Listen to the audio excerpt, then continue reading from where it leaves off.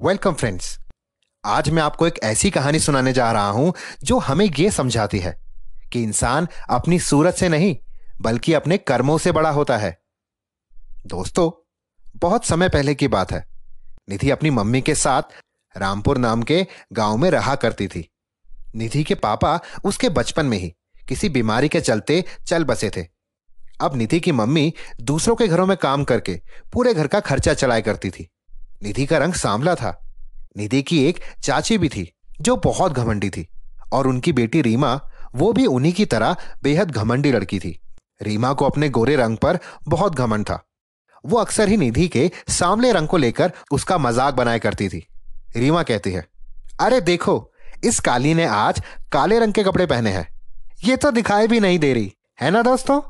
अब इस बात को सुनकर सभी लोग हंसने लगते हैं। इस दौरान सोनाली ये बात कहती है, अरे हाँ, रीमा तो समय के साथ और भी काली होती जा रही है। अब इस बात को सुनकर वहां खड़े सभी लोग हंसने लग जाते हैं। निधि रीमा से कहती है, रीमा, मेरी बहन होकर भी तुम अपने दोस्तों के सामने मेरा मजाक उड़ाती हो। तुम्हें ऐसा नहीं करना चाहिए। रंग से इंसान की पहचान नहीं होती। ऐसा कहकर निधि वहां से चली जाती है। अब निधि अपने घर पहुंच जाती है और एक कोने में जाकर बैठ जाती है। कुछ देर बाद निधि की मां देखती है कि निधि बेहद उदास है। निधि की मां निधि से पूछती है, क्या हुआ बेटा, तुम इतनी उदास क्यों हो। अब निधि कहती है, मां, मैं इतनी काली क्यों हूं। रीमा मेरा बहुत मजाक उड़ाती है, मुझे बहुत बुरा लगता है। अब निधि की मां कहती है, बेटा, काला होने से कोई फर्क नहीं पड़ता। काला और गोरा रंग तो ऊपर वाले की देन है। निधि अपनी मां से, मां आप रहने दो, आप मुझे हमेशा ऐसे ही समझा देती हो, पर आप बिल्कुल नहीं जानती कि रीमा मेरा कितना मजाक उड़ाती है और मुझे कितना बुरा लगता है। इतना सब कुछ कहकर निधि गुस्से में अपने कमरे में चली जाती है। कुछ दिन बाद रीमा और उसकी मां निधि के घर आते हैं। रीमा, निधि, कल मेरा बर्थडे है, तुम जरूर आना, और बड़ी मां आप भी आना। निधि की मां, हाँ हाँ बेटा, क्यों नहीं, हम जरूर आएंगे। और फिर रीमा और उसकी मां वहां से चले जाते हैं। अगले दिन निधि और निधि की मां तैयार होकर रीमा के बर्थडे में पहुंचते हैं, जहां पर रीमा अपने सभी दोस्तों के साथ खड़ी होती है। निधि रीमा से, Reema, happy birthday. Reema, thanks Nidhi. Reema Nidhi से, अच्छा देखो, आज मैंने केक भी काला बनवाया है। आखिर तुम्हारे कलर से कुछ तो मैच होना चाहिए इस पार्टी में। रीमा हंसते हुए।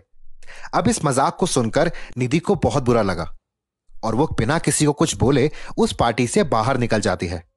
निधि रोते रोते अपने गांव में बने तालाब के पास पहुंच जाती है। निधि उदासी में तालाब के किनारे जाकर बैठ जाती है और खुद से बात करते हुए कहती है, अगर मैं काली हूं तो क्या मुझे सच में जीने का अधिकार नहीं है।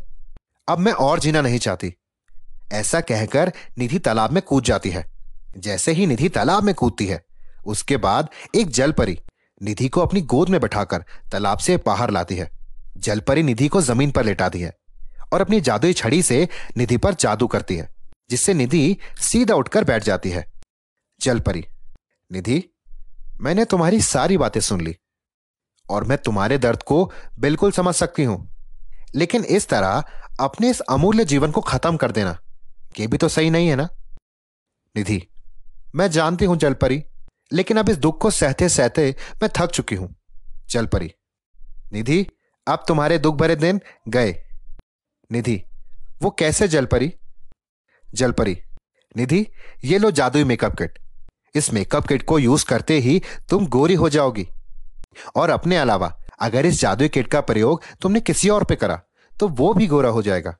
जलपरी इतना कहकर वहां से चली जाती है। अब निधि ने उस मेकअप किट को खोला और जल्दी से अपना मेकअप किया। अब जादू हो जाता है। उस मेकअप किट को प्रयोग करते ही निधि बहुत गोरी और खूबसूरत हो जाती है। अब निधि को पता था कि उसे इससे क्या करना है। वो जल्दी ही उस पार्टी में वापस लौट जाती है। निधि जैसी ही पार्टी में लौटती है, सब लोग उसकी तरफ देखने लगते हैं। रीमा निधि के पास आती है और कहती है, निधि, तू इतनी सुंदर कैसे हो गई। निधि रीमा को सारी बात बताती है।